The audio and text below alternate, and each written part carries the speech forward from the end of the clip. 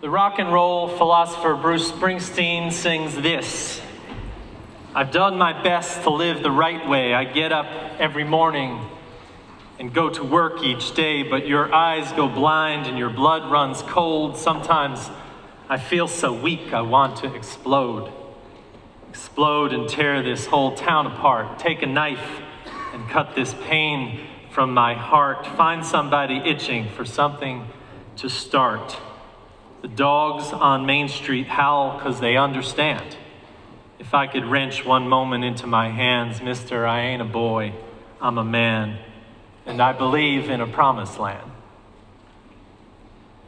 Promised Land featured prominently in the working class coming of age story of a young Pakistani writer in the film Blinded by the Light. I saw it yesterday. Inspired. The words are our words. Ours because we are human. Because like most things, art points the way to the best of our stories, of our lives, without having to spell them out. And our humanity resonates with the pain and the struggle of these words. Humanity because lizards don't fret over meaninglessness, anxiety, shame, or worry. They are our words because, like most things, the words of this song understand our frustrations and our pain, the anger that makes us want to start a fight or create an enemy or blow up against life even when it goes against our own good. They describe our feelings of being lost, of set in a world that sees us, yet we feel in that world isolated. And yet again in that world there is hope. Because I believe in a promised land, not the promised land, note, but a promised land. I wanted to start this sermon pointing out the obvious, that the world feels like it's on tilt and affirms that we are unique in our struggles. Whether this is a unique time or not is up for debate. Certainly, we feel like we are on an airplane and we find out there is no pilot. And worse yet, the airplane is going toward an airport that is not finished. The permits were held up in bureaucracy. We feel the fear and the anxiety, the powerlessness, the confusion of the moment. We fear the environmental destruction, the ice caps melting like soft serve on a Texas summer night. We feel the rise of totalitarianism, the failure of politics to control power, or politicians who ignore the rules that we have counted on. We feel the financial powerhouses, individuals, and entities ignoring nations. We see the circuses they give us to watch, while the whole enchilada seems to crumble. I don't know if that's a saying, but maybe it should be in Texas. We know all this. Are these new problems? Some of them. Maybe they are. But people have fretted for all time. They have worried over the misuse of power, the danger of disease and despair, the lack of security or loss of freedom. These are not new to humanity. I might observe that humanity is humanity because of these things. There might be wildebeests who turn on each other and create massacres, but there are few wildebeest presidents who stuff their pockets, ignore, and act to destroy democracy, and tell the other wildebeest to look over there while the zebras are our enemy. No, humanity is humanity because we have for all time considered power and domination and greed and the whole symphony of our destruction ours.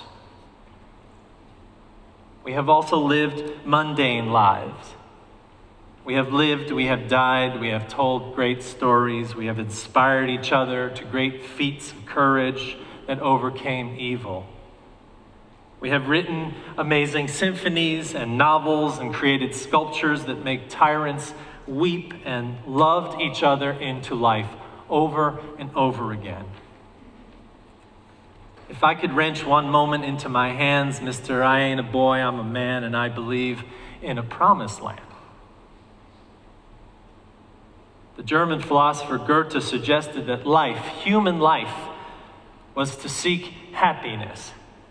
He suggested that happiness was overcoming unhappiness. Imagine that. He said this famous line that I reflect on a lot. It says, "I had a happy life, but I don't remember a happy week." What he meant was that we humans have a tendency and a trap of seeking pleasure so much that we lose track of life's completeness. Meaning that as we seek to deny the struggles of life, we join the enemy of fulfillment. Pleasure seeking misses the point, which is purpose. Goethe was encouraging us that life is a series of struggles, that we resolve one trouble after another. We have periods of pleasure between them, but our jobs as human beings is not to lose the big picture, the purpose of our lives. Many of you know this past summer was probably the hardest summer of my ministry, not because of anything that was going on at church or in the world. It was hard because my wife was diagnosed and treated for cancer. And the load on us increased greatly, emotionally and spiritually and physically. Mixed in with the pain and the suffering, the day-to-day problem solving, were the medications and the treatments and the opinions and the struggles. But there was also a great sense of gratitude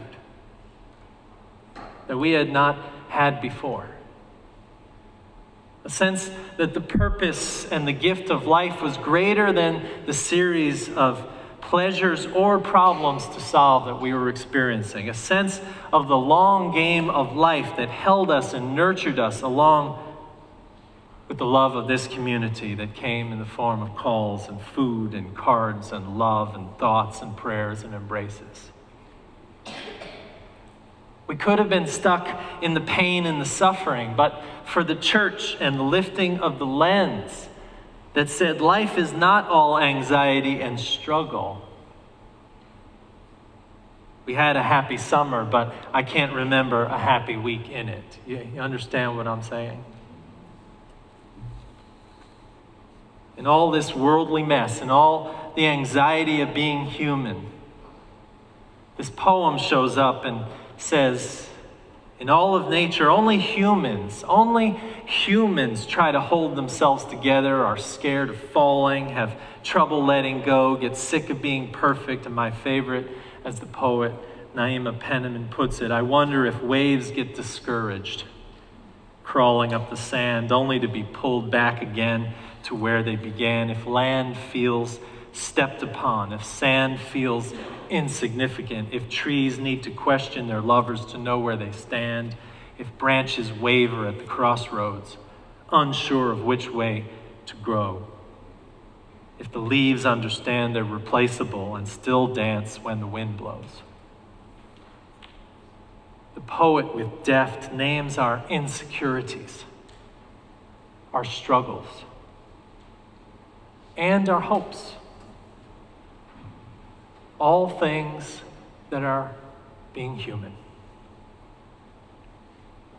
To which we say, through all the fretting and fighting of life, through all the concern of what's happening in the nation and the world, with all the environmental challenges, with all the shootings and the violence, there is a thread of hope and joy at being alive that runs through us, that we can hold on to, that pulls us along because we are human.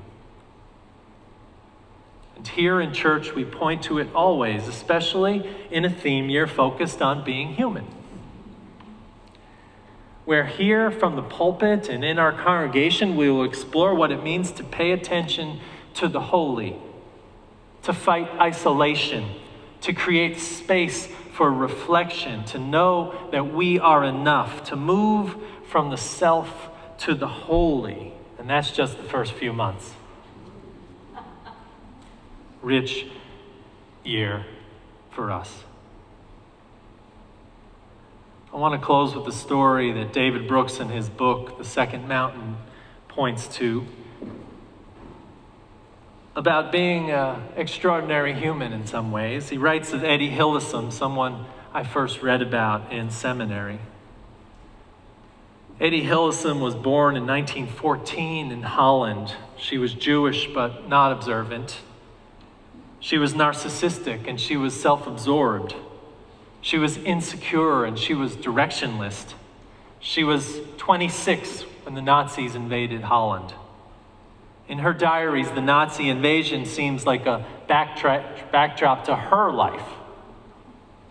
Then she fell in love with a therapist who gave her love and direction, who then died a couple years later, and something changes in her diaries. She's less obsessive and self-oriented. She wrote that for most of her life, she had lived in anticipation, as if she wasn't living a real life, but in preparation for one.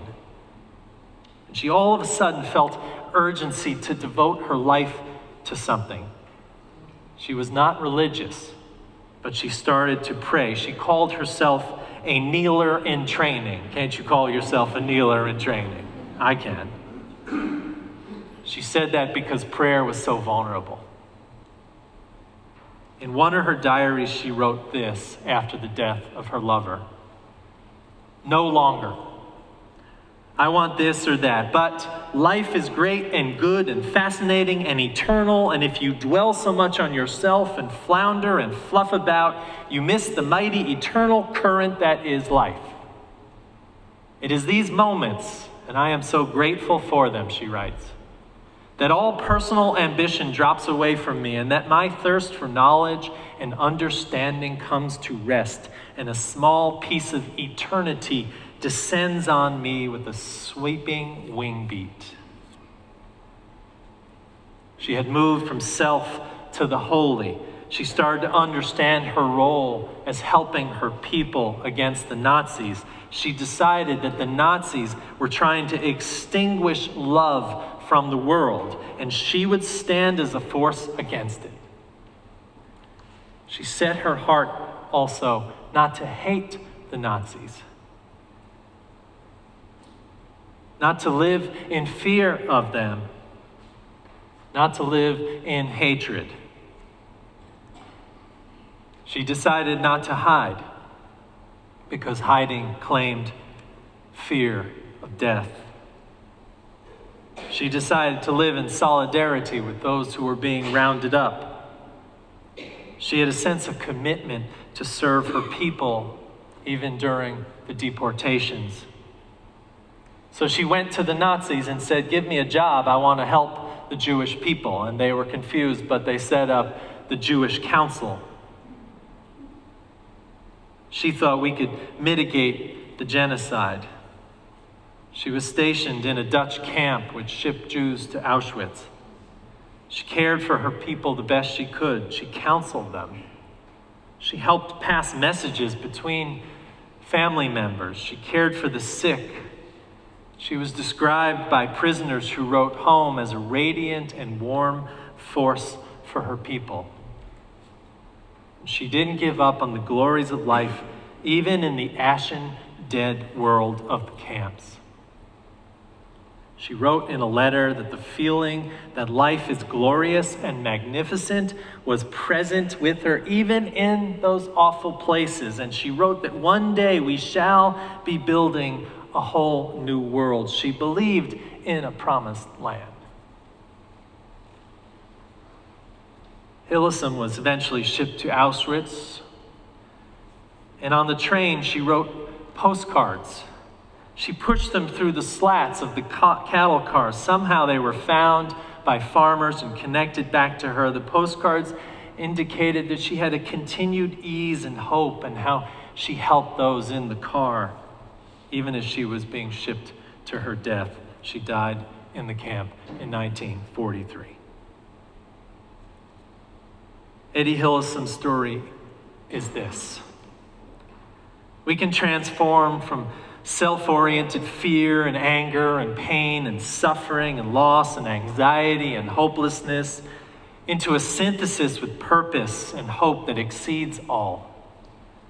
Her story, her human story, is that we can collect the fragmented pieces of ourselves and bring them into coherence and vision.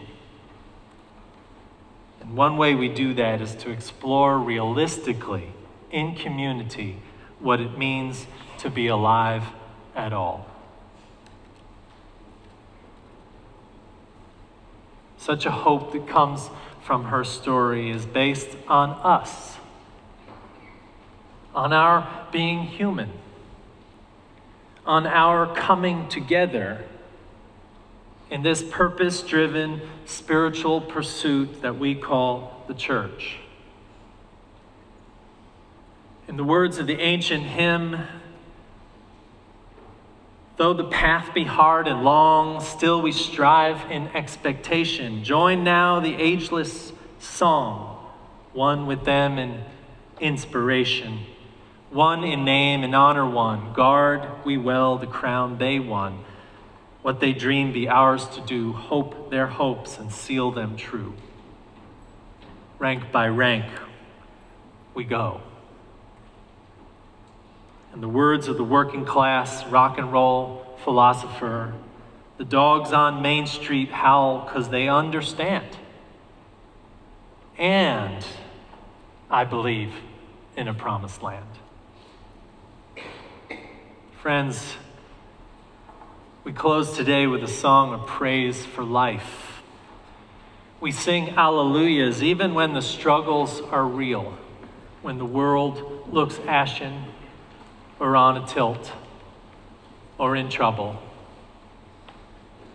We sing alleluias not to a God who will save us, but to resolve that we can have purpose.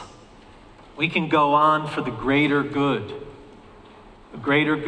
than any of us can perceive alone. Welcome to our year on being human. I hope you come back. Amen and amen.